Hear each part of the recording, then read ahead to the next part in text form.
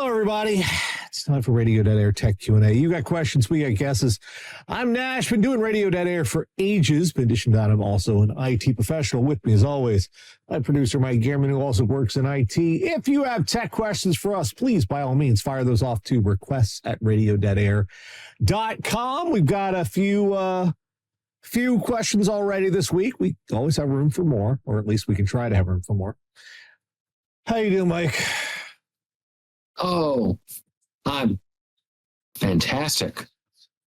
I think I mentioned last week I had a coworker that said, I volunteered for something, so now you have to help me. No, shut up. Pay me. Fuck you. Between the time they initially said, I volunteered for something, I need XYZ, and the staff meeting 3 hours later, it became 2X, 2Y, 2Z. Nah, man, fuck you, pay me. And then it's like, hey, where are you going to be doing this? Oh, out in this location? That's neat. There's no power there. How are you going to do that? Do you have an extension cable? No. Not that long. They work that part out on their own. Okay. Anyway. So, I'm going to get some news stories this week. First one, Apple. And this is a little bit of a twist in turns.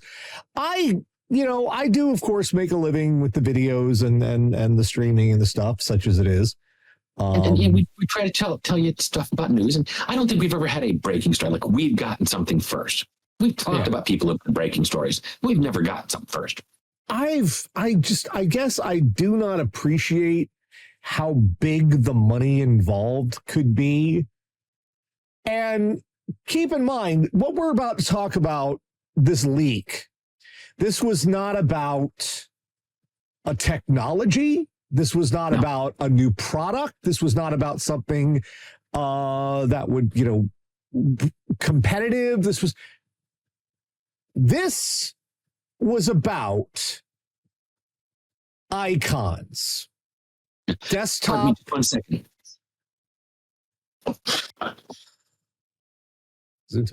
Sorry about it's that. about desktop fucking icons. Apple sued a YouTuber, John Prosser, because he leaked the design example of Apple's new liquid glass designs, which is now all of their icons and stuff are in grayscale and slightly translucent. Yeah, which I'm not going to lie, Nash. I could have swore I had that on my Android, that kind of thing on my Android phone a couple of years ago. I played around with it when I was going through icon packs and going, do I like this now? Do I like this? No. Yeah. And I picked a black and gold theme instead. But the simple fact is, this is what Apple is suing someone over. The fact that they got a leak, and they got it from an Apple employee, which is part of why Apple is so pissed off. An Apple employee named Ethan Lipnick.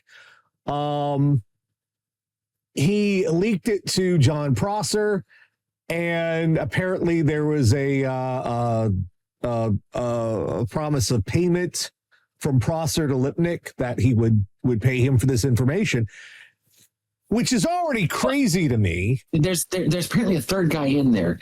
Lipnick had the phone. The second guy got access to Lipnick's phone. The second guy called Prosser. It's very confusing. I don't get why they're suing. They suffered no financial loss over this. No. Well, pretty much Apple, the idea is, how dare you reveal something before they wanted it revealed? It's, for them, quite literally, it's the principle of the thing. How dare you? Which, it's very stupid. This is crazy. I don't know how well this suit's going to go over. I don't know whatever kind of damage it's going to do to processor. But they are seeking damages, and it wants to protect trade secrets. And they want punitive action because they want to prevent processor from continuing to act unlawfully. They describe him as an ongoing threat because Lipnick's phone contained other announced design elements that remain confidential.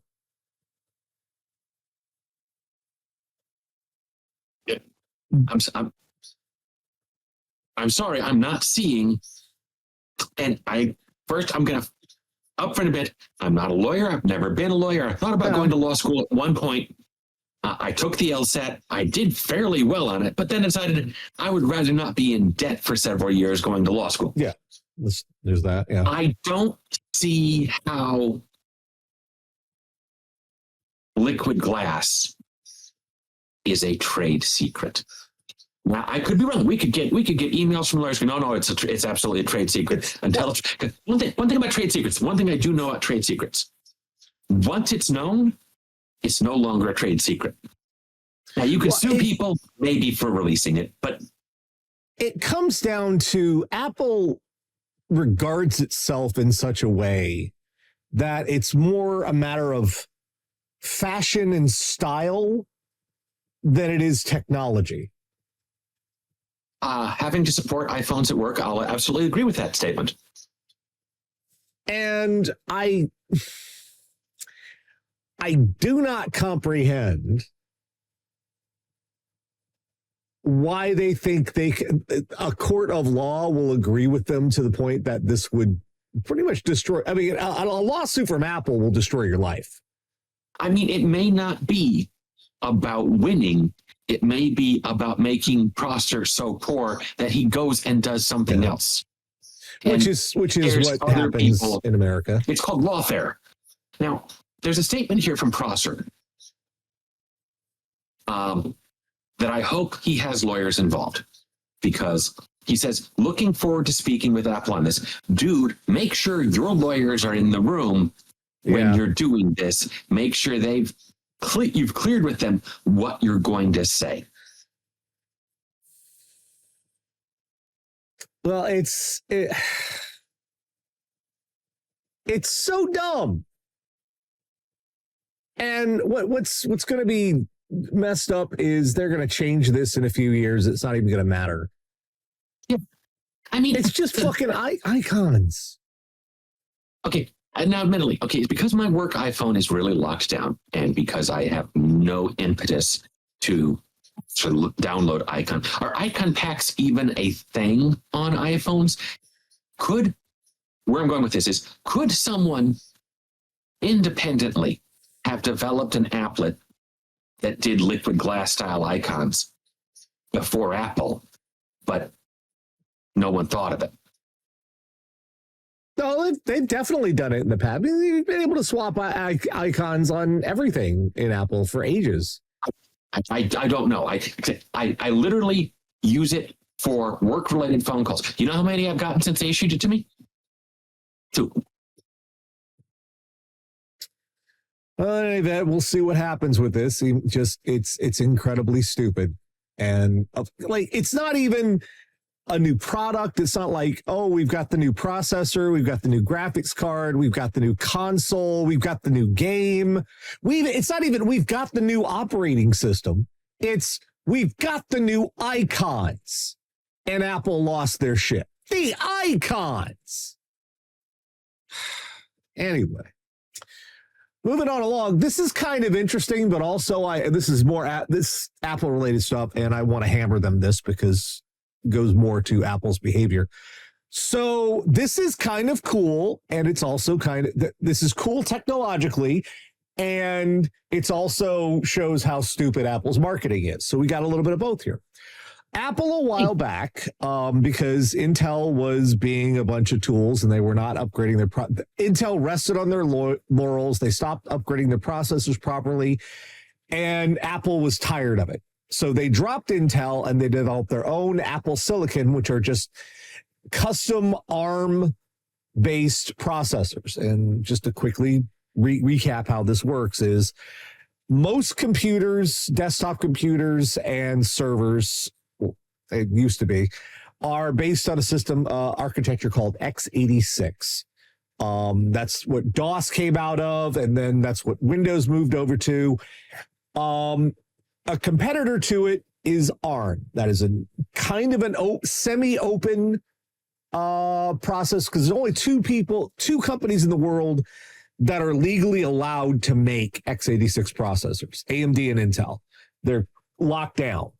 ARM, anyone can make with the proper licensing from the ARM Foundation.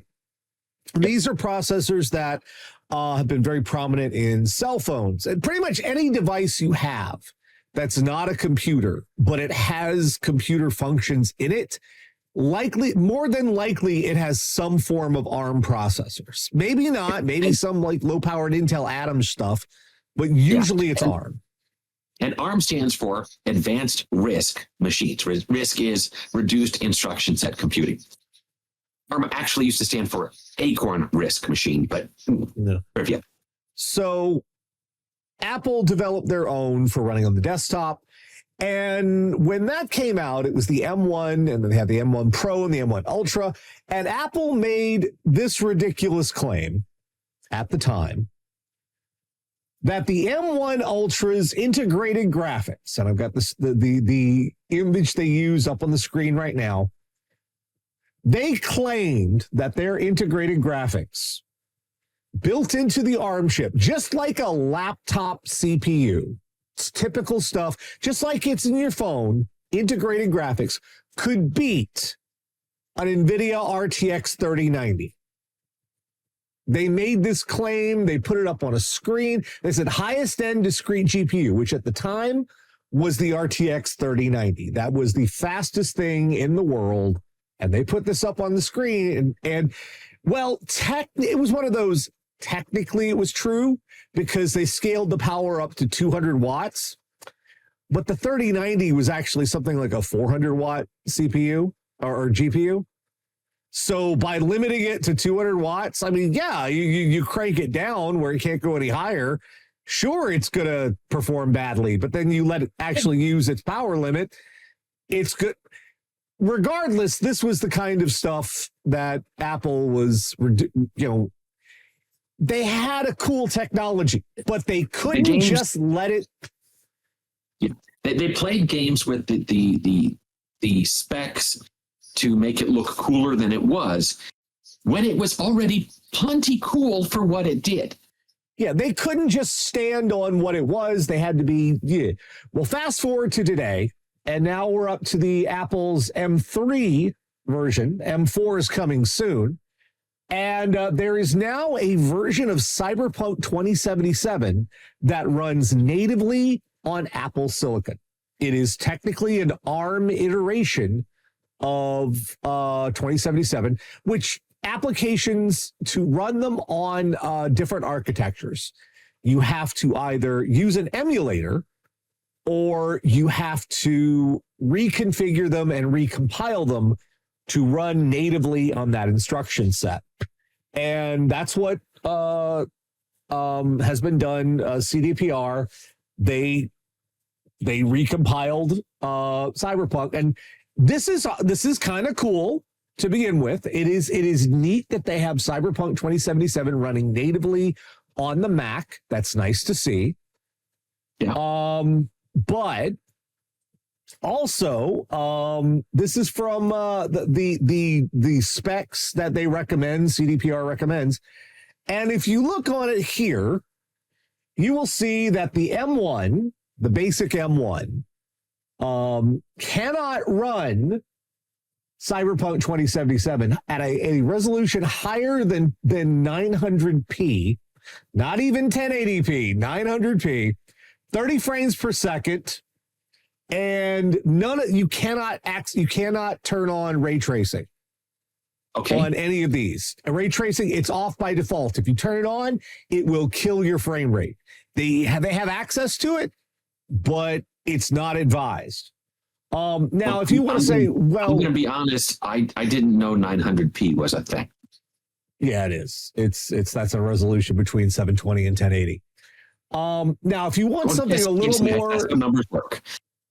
If you want something that would have been closer in power to the M1 Ultra, there is the M2 Ultra. They put it at the high fidelity level, and they say it can run 1440p at 60 frames per second, no ray tracing.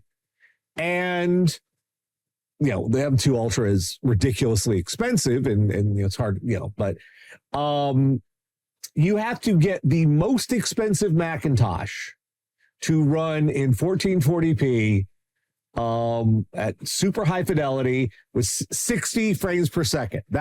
None of these run faster than 60 frames per second. None of them can go any higher. And I want to point out, even the fastest one they have right now, the M4 Max, the RTX 3090 beats them all. Hands down, easily, no contest.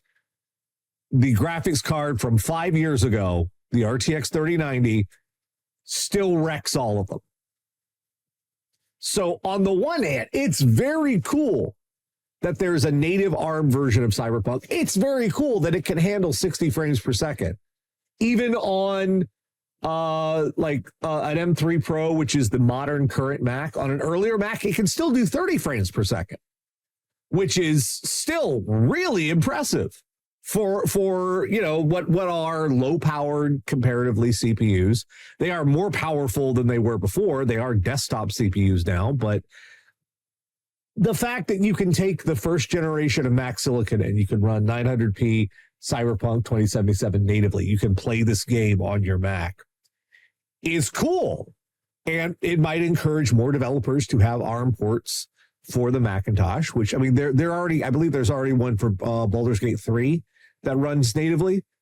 I'm not sure if that's native or emulated, or if there's like an emulation layer there, but there is already a one for Baldur's Gate 3. There's a couple other games that run on the, I'm not talking like Stardew Valley or something. I'm talking stuff that leverage the 3D engine of the Metal system. They have like their own DirectX on Apple based on their Metal operating. They have it running under Metal, and it's cool. I like that they did it. I also like that it makes Apple's marketing look like a bunch of assholes, because they are. So sorry. Last one this week. So we talked about recently, over the past few years, about not past year, singular, about the slow degradation and faults of the Intel 13th and 14th gen CPUs. If you've missed out on this, brief explanation of what happened. Intel released their 13th and 14th gen Arrow Lake CPUs, and then Raptor Lake. And no, Raptor Lake, Arrow Lake's the current one. Raptor Lake was, anyway. They released Raptor Lake, and it was crap. In a desperate bid to try to outperform AMD, they ran a ridiculous amount of wattage and voltage through these CPUs, to the point that they also had very lax standards with their BIOS specifications for motherboard vendors. So you could blow these chips really trivially. Yeah, well, not exactly. In some cases, you could straight up kill the chip. But in most cases, what it did was, when you run too much voltage through a CPU, you cause some phenomenon called degradation. Eventually, the chip is no longer able to run at the rated specifications and speeds that are listed on the box. It runs lower. Cannot hit those speeds anymore because you've burned out its capacity to handle that. Well, that's still coming up again. This is wild. So Intel CPUs, as it's been hotter than normal in Europe because, the world is melting down. Gabrielle Svelto, an engineer for Mozilla, posted that he could essentially geolocate crash reports and tie them to areas that have suffered from a recent European heat wave.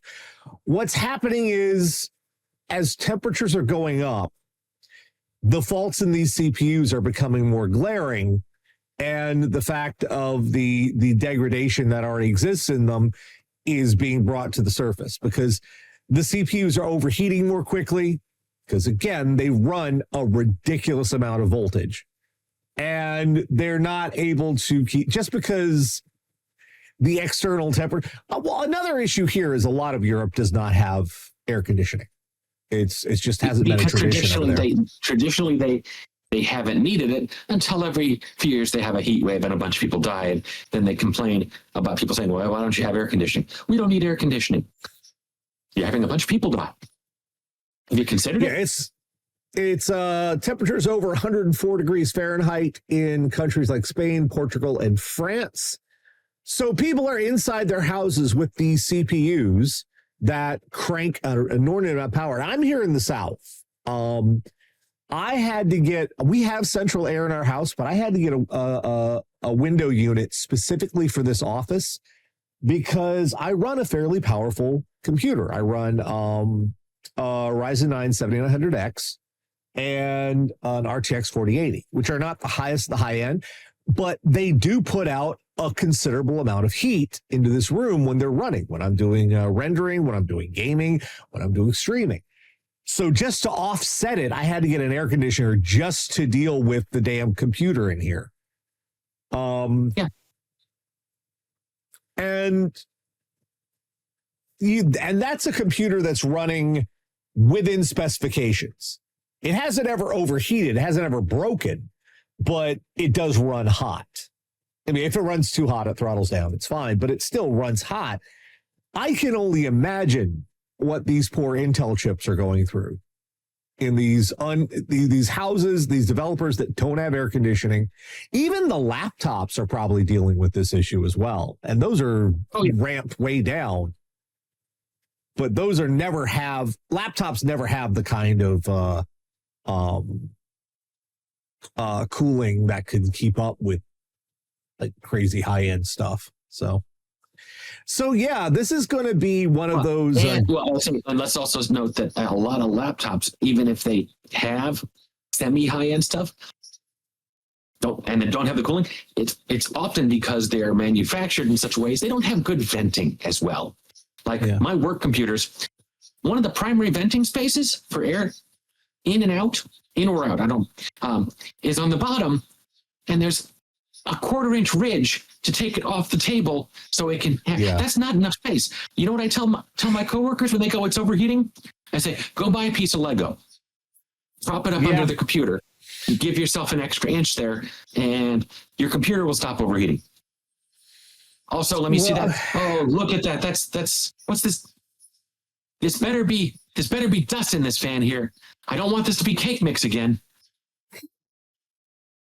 I'm not joking about the cake mix. So this is going to be an issue that's going to be with us for a few years. I think at least 5 years, because that's about the life expectancy we can expect for these systems. People are still going to be using 13th and 14th gen. Their flaws are still going to be showing up. There's going to be lots of users who are not even aware of this, who are just getting frustrated that their computer seems to overheat and doesn't work right and crashes a lot, and they're just going to get tired of the stupid.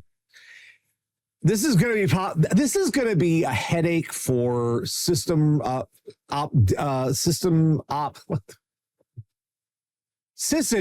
There we go. This is going to be a nightmare for sysadmins. It's going to be a nightmare for repair people for years to come, because this is a flawed product.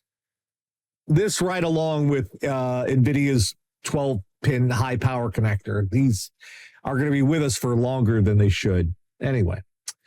All right, that having been done, let's get to the questions for this week. You can send those to requests at radio.air.com. Let's see, what do we have here to start? Where did I put my? I don't know where I put my thing. Where's the thing? Where is it? You're right here? Okay, I guess right here. Okay, so first one. It's from Nathan. Hi, Nash and Mike. 2 questions. Nash talked about the position gaming is in with the Xbox AI graphic thread on Blue Sky. Yeah, we talked about last week about that. Guy on LinkedIn from Microsoft's Xbox graphics who put up an AI recruiting poster. Do you really think building PCs is over? Well, I think it's going to become way more niche than it already is. Yeah, I think well, it's already been the case that a significant amount of the PC and laptop is all pre-built. The people who want to roll their own is going to become more and more niche. Yes. And part of the reason is prices are getting higher and higher. Quality parts are way more expensive, and you can buy a pre-built with shitty parts for very much less. And they are marketed as gaming computers. They're marketed as, oh, you can play all the latest games. And pre-built companies lie. And you have this combined with... Even a pre-built with quality parts might be cheaper than rolling your own sometimes, because they might be buying in certain things in bulk. Yeah. But again, maybe not, because you're paying for them to put it together. And you also have to deal with laptops, and you have Nvidia with their laptop versions of their GPUs. They give the same name as the desktop versions, even though they are not in the same performance category. But you say, hey, this laptop's got an RTX 5070 in it. I know what that is for desktop. That's wow, I've got that in a laptop, and it doesn't perform anywhere near the same. Yeah. But that so people will go to. I think people are going to get more raw deals. PC building is never going to be completely over. There's always going to be an enthusiast market for it, for as long as the parts are available and they're being made available to folks. I just think it's going to become more and more niche, and that's unfortunate, because what's happened since the pandemic, since the crypto boom, and now we have the AI bubble and all this, the companies have gotten very high on their own supply. They've realized they can crank up. People need computers so they can, increase the prices to ridiculous amounts. Plus, we have the tariffs on top of it, which are doing nobody any favors. And I think we are heading for a crash. You also have this combined with the gaming industry is in a mess right now. They're laying off people left and right. Like, what was the expectation they were saying for one of the games coming out soon? GTA 6. The investor expectation was something like 200 million units sold. Whereas GTA 5 only sold 86 million. There aren't 200 million consoles in America. And they're expecting, that's investor expectations are insane. How did they? Okay, so hang on. I got to mention. Okay, so I can understand a popular game series saying, hey, our new game is coming out. We expect at least a little bit of growth from the previous game. Yeah. We're going to have all the people who like the previous game plus some more. As long as we don't blow it at release and turn out to have released a bad game, which occasionally happens in series, they're going to see that growth. 100, and that's about 110% growth there. A little more. The thing that a lot of devs are complaining about, a lot of studios are complaining about, is that investors are driving a lot of the idea that there's going to be unlimited growth like in every other industry, and it's not going to happen, and that's going to cause a crash, a bigger one. Like, we're already seeing symptoms of it now. It's not going to be going well. I mean, so pretty much they're setting Rockstar up to fail by their metric, because they can't achieve those numbers. So gaming and consoles used to be the entry level for people for gaming. That used to be, look, I don't want to build a PC. I don't even want to screw with a PC. I don't care about drivers. I don't care about I just want to play a video game. I just want to take a box, hook it to my TV, and put it a disc and play a game or download the game or whatever. I just want to do it. That's what the console was for. And you have to respect that. Some people don't, but they still want to play video games. Okay, fair enough.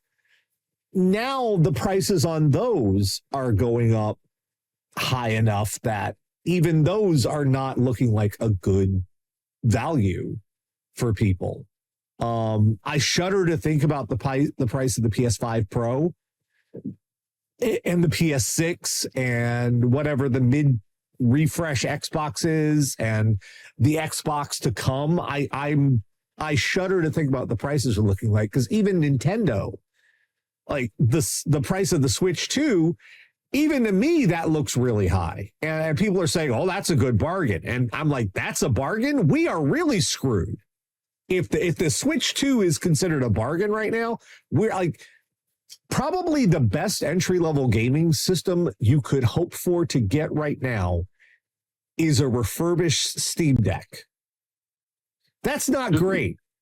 That's not great, Bob. So yeah, I don't think building a PC is over. I just think the prices are getting to the point where a lot of people are going to be priced out of it. And it's going to be very much people who can afford it. And that's going to be less and less people. There's a reason why this year for the holiday build guides coming up later on this year in December, when we talk about our recommendations for parts you can get to build a PC, we're going to be including for the very first time, we're going to be including a used category. We're going to go on eBay and look around for used parts and give you an estimate on what prices you can expect for what parts and what we recommend to put together a used system, because that's becoming the only viable option for a lot of people. And it's crazy. The other question is, too, is there anything AMD can do to compete with Nvidia, or is that over too? Yes, there is one thing AMD can do to compete with Nvidia: drop their prices. Yeah. And I would say AMD has been doing a decent job on specs and technical capabilities in catching up. And Nvidia has been putting more and more of their eggs in the AI basket. When that AI bubble bursts, Nvidia might be hurting there for a while, and they may try to take it out on the regular card market by raising their prices to try to cover losses. And that's going to really tank them. And AMD should be able to eat their lunch there. Whether they will pull that off. AMD's marketing people, the people who make the decision about the prices, those executives have been under this weird idea that they can price themselves just a little bit below Nvidia and still be reasonably competitive, when what they have to do is build their market. They have never taken the initiative to build and they have.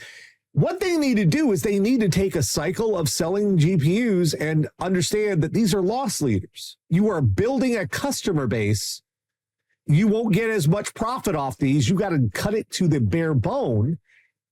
Yeah. And the next cycle, you will have loyal customers who will come back for more. Right now, Intel, with their Battle Mage series of ARC cards, those keep selling out. Intel cannot, they don't have enough capacity. I guess they didn't reserve enough fab or something or another.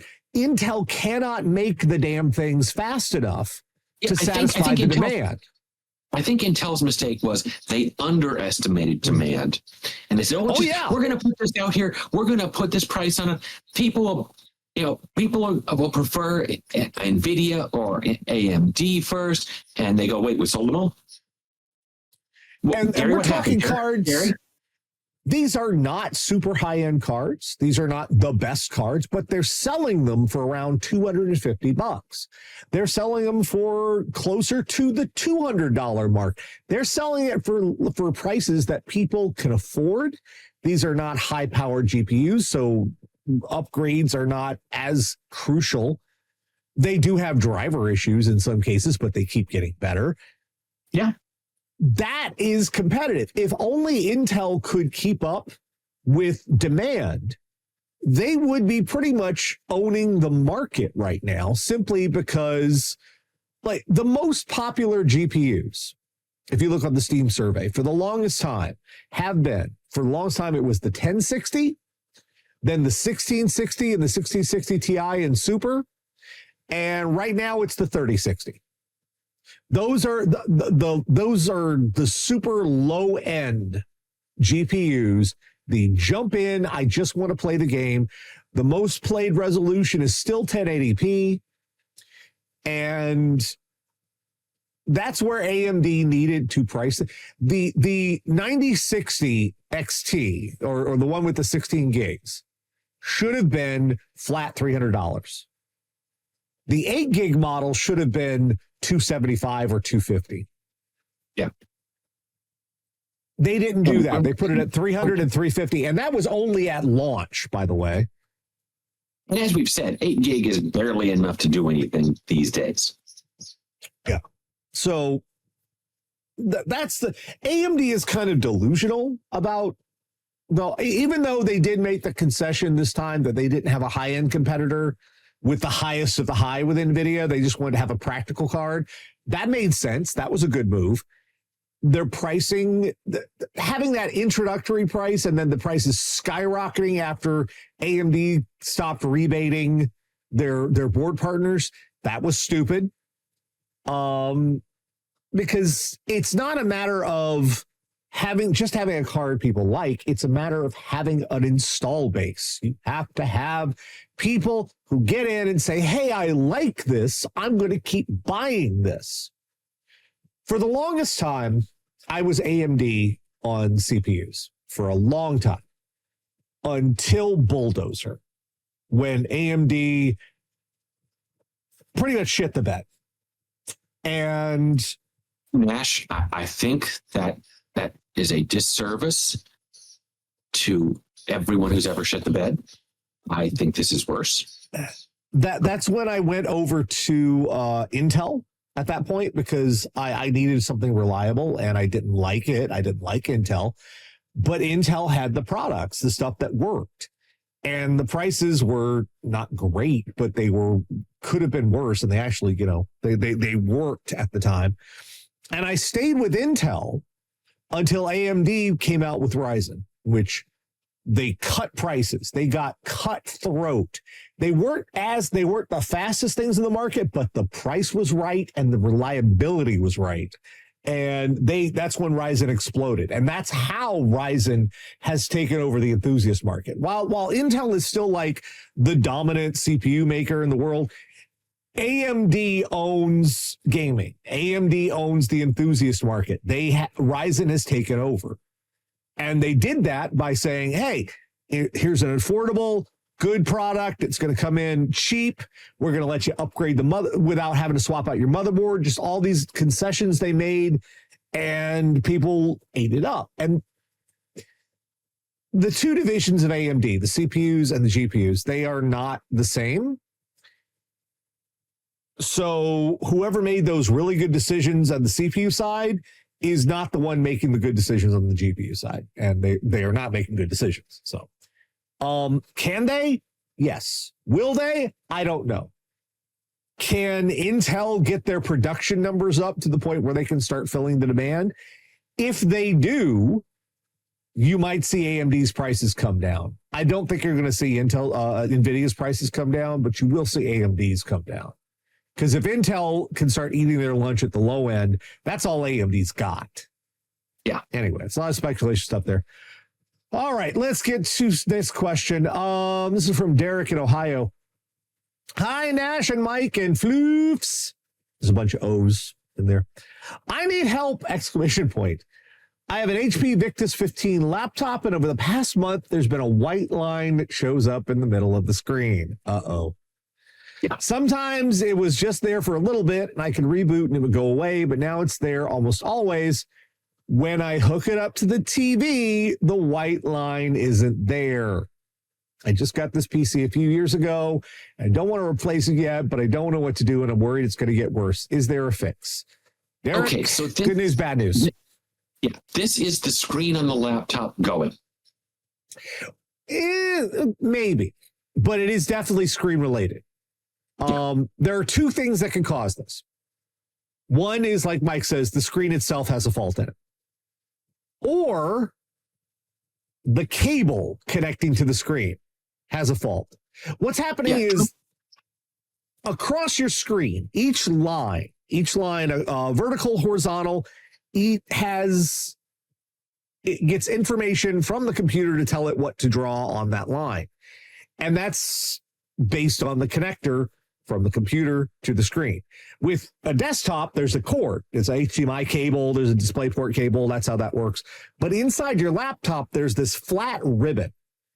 And if any of those connections along that flat ribbon are interrupted or crimped or damaged, well, suddenly that communication from the laptop to the screen to tell it what to draw on that line is gone. So it doesn't know what to do. So you just get the white line. Now, the reason I think it's not that is because if that cable were damaged, it's generally going to be more than one line. You're going to have more sections than that because it's not one basically wire per. Drake is saying, a single white line is likely the panel itself. Yeah, that's the other issue that can happen. Now, the good news, bad news, as goes on. The good news is this is almost a user replaceable item. Almost. I looked up this model and I looked up a replacement video. The screen replacement video. The one thing I rate as how I rate how difficult a home repair is how long the replacement video is. Mm-hmm. If it's a 50-minute video, that tells me it's going to a shop. Because 50 minutes is a lot of time to screw something up. This was a 4-minute video. Okay, that's good. What's the price on a Victus screen? I did not look that up, and I should have, and I meant to. I don't think it's that bad. But in this case, now, there is one disadvantage with this screen replacement. There's two ways screens are normally held in on laptops. Yeah. The first and easiest is it's held in with 4 screws, or maybe 2 screws and some clips. And the second, more annoying, is it's held in with 2 glue strips. This one is held in with 2 glue strips. So they're relatively easy to remove and replace the screen. And it looks, the video I saw, they didn't show the guy putting replacement glue strips in. He just put it back in and snapped the bezel back on. And that may be sufficient to hold it in place. That's the screen itself. The screen itself looks like it's between $60 and $70, which is not bad. Let's see. I'm trying to the entire assembly. You can get the assembly, which would be easier, because then you don't have to open up the bezel or anything. That's about $100 with free delivery. So you could find an entire, the whole assembly, and you wouldn't have to pop out the screen or anything. That's not terrible. $70, considering the Victus goes for about 500 used right now. Which I gotta say, this is a nice laptop. If you guys were thinking about getting yourself a gaming laptop, this is like a Ryzen 7 with RX 6550 mobile. Not the fastest gaming system, but pretty decent for like $500. It's not terrible. So yeah, you're paying about a fifth, like a sixth to a fifth of the price of getting a replacement entirely. Yeah. Like you can Now, if you still took it buy to a them new. It's like $900. If you took it to a shop, you're going to pay easily $50 on top of that, depending on how 50 much to they charge. 100. Yeah. I mean, I wouldn't charge that because this would be tops for me a half-hour job, and that's Yeah. a portion of me doing that. Say, if I had to do this at work, would be finding my glue strips.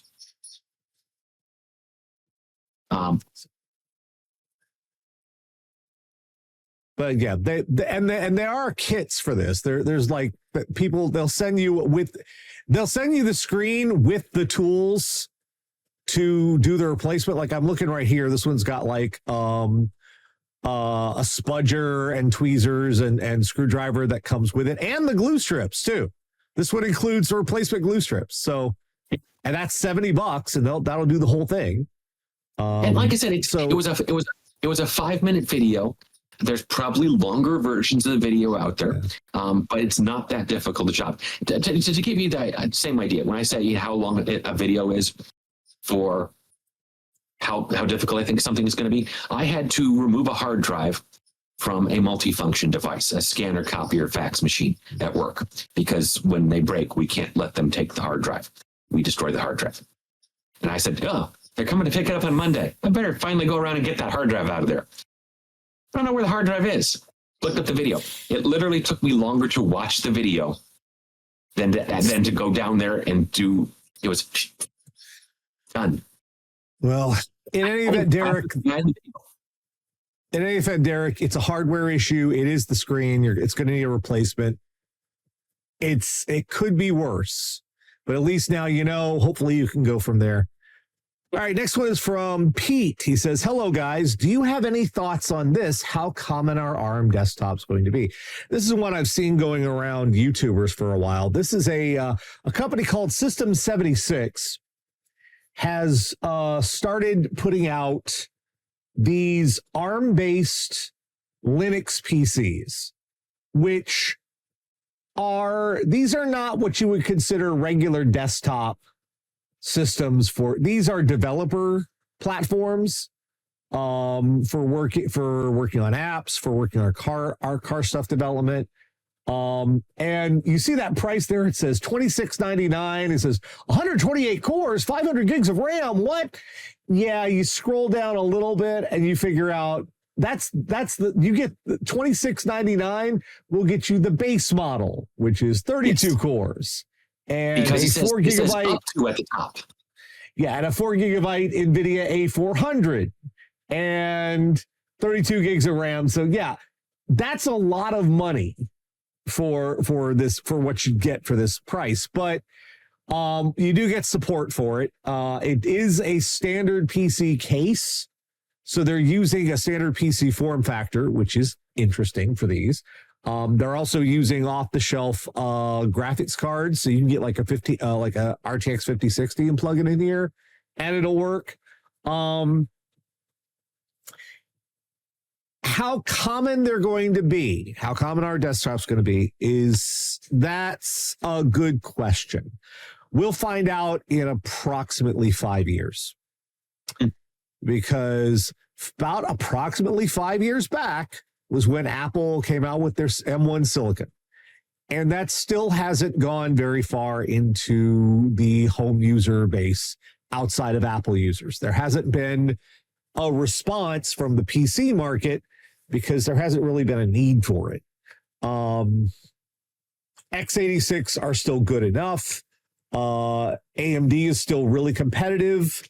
Intel's been kind of, they're figuring it out. But this kind of thing, Drake is technically a Raspberry Pi, is technically an ARM desktop. Yes, that's true.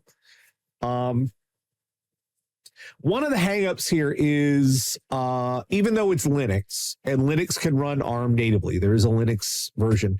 Not all applications are compiled for ARM.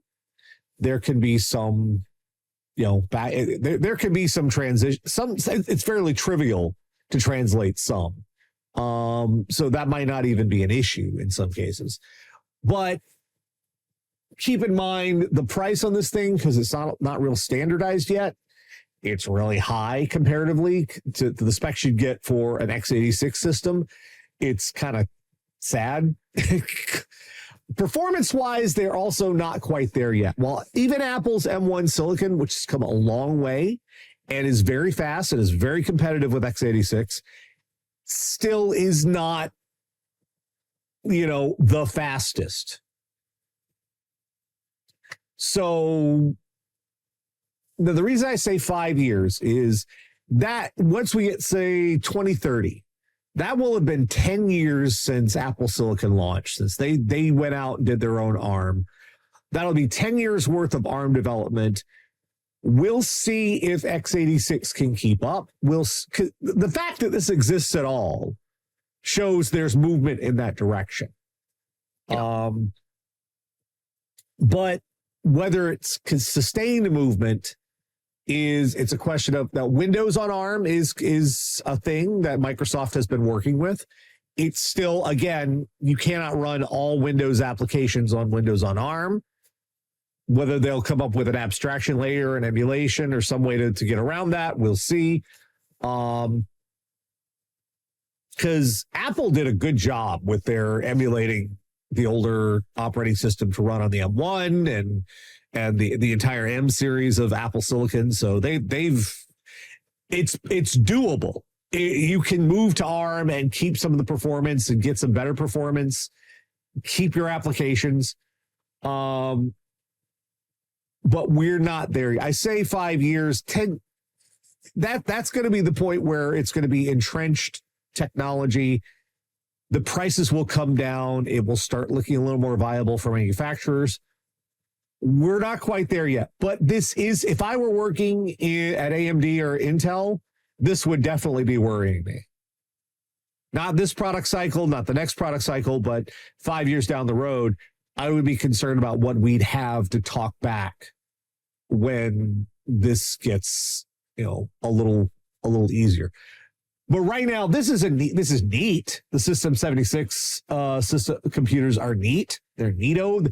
Again, they use an ATX form factor, which is the same as a regular off-the-shelf computer motherboards that you get for regular Windows systems right now. The fact that they're intercompatible, that's a big jump. So you technically get any PC case right now, and as long as it was ATX compatible, you could throw one of these motherboards in there and you could build your own. So if I'm at Intel or AMD, that's keeping me up nights, frankly. Hell, this is where Nvidia is looking to push into the market. They have Nvidia CPUs coming. Nvidia is making ARM CPUs, and they are eyeing desktops. So that should be worrisome for everybody. So, all right. One last question came in. This is from AMW2663. Hello, Nash, Mike, and Sarah's furry minions. All right. So I have a gaming PC, a pre-built that I ordered about 2 years ago. It's been doing well. Specs are an Asus motherboard, X870E Pro Wi-Fi. Okay. 7900X. What? X670E.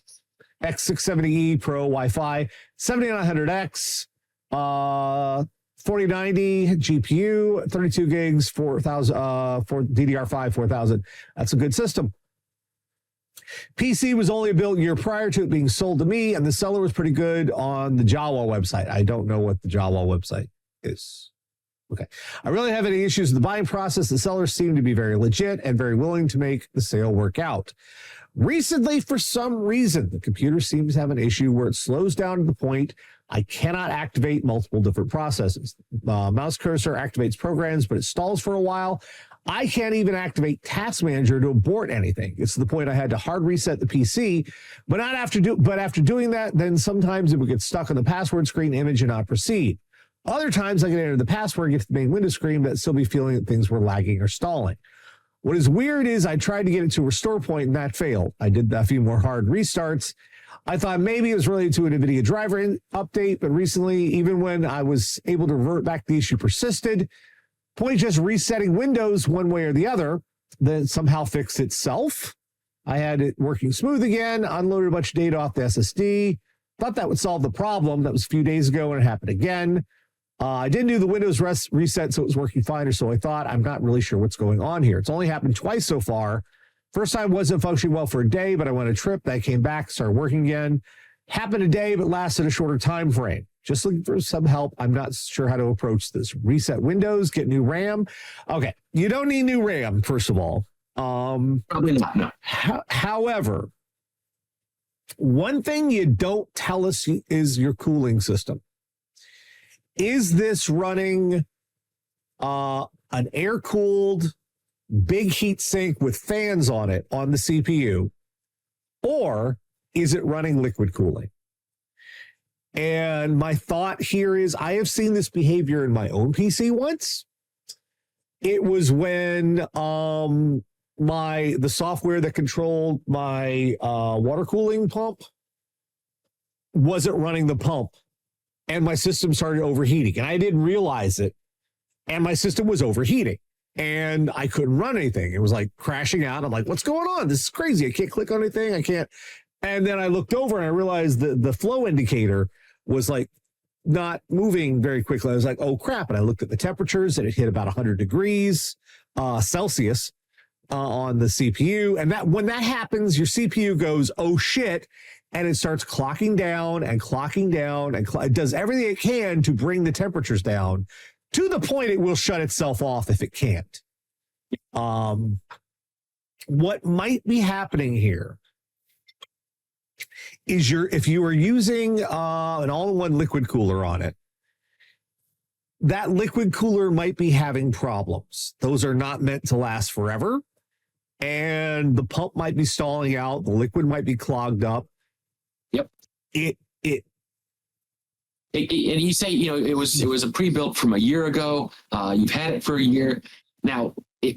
Usually liquid cool all-in-ones, I'd say, last 3 to 5 years, depending. But yeah, you can't. Depending on the make model, sometimes you get ones on the low end of the curve, and it goes south early. So first things first, I would look at your fans and your cooling and clean what you can. If you have to replace some cooling, replace some cooling. If it is using custom loop liquid cooling, which you don't say, so I don't suspect it is, then it's time to check the fluids on that. You want to check your thermal paste just to make sure there's no issues there. Otherwise, I think this is kind of beyond a reset Windows, although reset Windows is pretty powerful. It does put Windows back the way it was when it was factory. I would say not a reinstall. A reset would work. That is one of because this is very weird, and you don't have like an error message or whatnot, so I can't pin it down. Resetting Windows might be a way to approach it. If you do a full backup, reset it and see if the behavior continues itself. That way, by doing that, you rule out any possible software issue.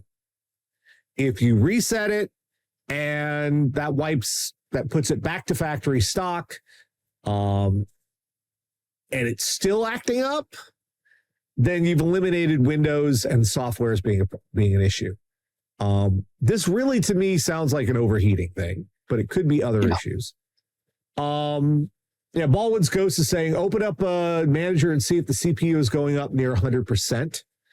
You have to see how much of the your CPU really should, unless you're doing something like compiling code or rendering video or, it should not ever reach near 100% because you have a 12-core, 24-thread CPU. You have to really come up with an application that will tax it. And if something is taxing it, that shouldn't be doing that. What program would you recommend he use to show the PC temperatures? Because they're very sensitive. Hardware info. That tends to be a pretty good one. Let's see, hardware info. If I can give you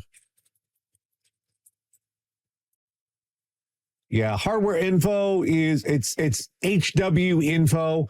It's free. It's very powerful, and it will show you all the sensors on your system. And it'll show you the temperatures on all the systems. You have 7900X, which means it's going to idle very high temperature, and it's going to run up to 95 degrees, and that's normal. The temperatures on an AMD Ryzen are meant on 7000. They're meant to hit 95 and stay there. If it starts going past 95 degrees Celsius, then you have issues because it should not be exceeding that temperature. But yeah, hardware info, it's completely free. It lets you see everything that's going on your system in terms of the sensors that are built into the motherboard and the CPU and the GPU. You will get an idea of what's going on. It will even tell you what all the parts are. It's a very useful little piece of software, and doesn't cost you a dime. So,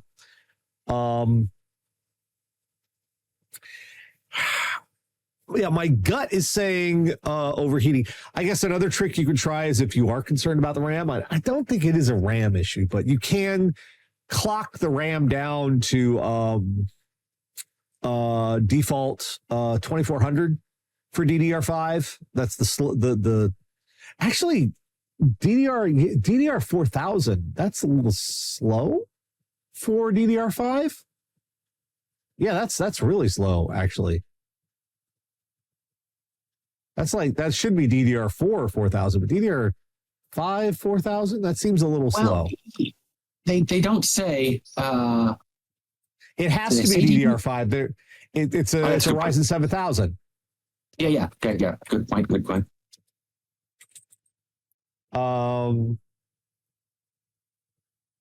I guess DDR4 4000. No, that's DDR4. Yeah, I think the low end on DDR5 was like the 5000s. Yeah, I think 5200 was like the low end on DDR4 or DDR5 when it was released. So that's weird. It could be a typo, Nash. It could very easily be a typo. Could be. 4 and 5 are right next to each other on the keyboard traditionally. Yeah, 4000 is the DDR4 speed. So yeah, it should be going much faster than that. Okay, well, I see there's their DDR4 4800, DDR5, yeah, but not 4000. Well, okay, so Wikipedia says there is such a thing as DDR5 4000. It just may be that no one makes it anymore. Yeah, Rurutu's right. Check your Expo settings to make sure the RAM's clocking correctly. But even if it isn't, I would clock it down just to see if it was causing any issues. Clock it to the bare minimum DDR5 can run. My gut is saying overheating. That's really. If you do have a liquid cooler, you might want to replace it. And I know this sounds a little hypocritical of me because I have a custom liquid loop, but I know how to service it. For most folks these days, air cooling has gotten so good, so cheap, and so quiet that I don't see much point in all-in-one liquid coolers, because an air cooler is a hunk of metal with a fan strapped on it. Ta-da, the end. It's hard to they don't go bad. I mean, if the fan stops working, you can see the fan isn't working. And even then, you have the heat sink on it. So that gives you some dissipation. It might be, but if you're running an air cooler on there, you might want to check the thermal paste to make sure that's not having issues there. It's just, this seems like an overheating issue. I could be wrong. And resetting Windows, that eliminates any software from the equation. So that might, Indeed. Yeah. I would also, right. I mean, no, I think we covered it. Like I say, check all your cooling and component seating. I mean, usually if components are misseated at this point, we're throwing errors and crashing a lot more often. Yeah, the fact that you're not getting a blue screen just to slow down, that's what makes me think it's overheating. If you were getting blue screens, that seems more like a hardware issue. But the fact that it just clogs itself up, you have either there's some software that is running way higher than it should be and using way more of the background processes to ramp your CPU past and stealing all the resources on your system. Either it's that or the overheating is causing the CPU to clock down to the point that nothing can run. So try the things we've recommended, write us back, let us know what happens. Hopefully we can help you further on this one. All right. So I think that's everything for this week. It looks like it. Let's let me double check here. And yeah, that looks like it. All right. Folks, we'll be back next week, Saturday, 9 p.m. Eastern. If you have tech questions for me and Mike, send those to requests at radio.air.com. Otherwise, meanwhile, for Mike and myself, we will see you next time.